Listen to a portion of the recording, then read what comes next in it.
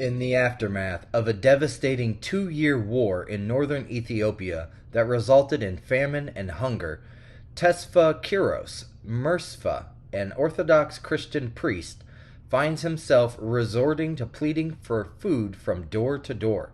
Unfortunately, the dire situation has been exacerbated by a significant obstacle, a standoff between Ethiopia's government, the United States, and the United Nations.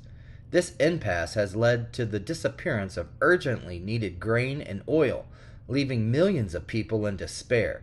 The United States officials assert that this may be the largest case of food aid theft on record, intensifying the suffering of those already ravaged by war.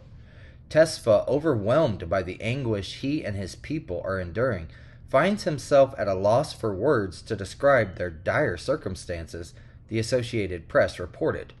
In response to the situation, the United States and the United Nations have demanded that Ethiopia's government relinquish control over the extensive aid distribution system that supports a significant portion of the country's population. As a dramatic step, they have suspended their food assistance to Ethiopia until they can ensure that it will not be pilfered by Ethiopian officials and combatants. It has been nearly 3 months since the aid suspension was implemented in certain parts of the country, and distressing reports are emerging of the first deaths due to starvation during this hiatus.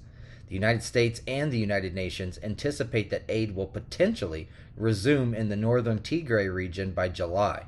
However, the timeline for aid restoration to the rest of the country remains uncertain and contingent upon reforms in the distribution process.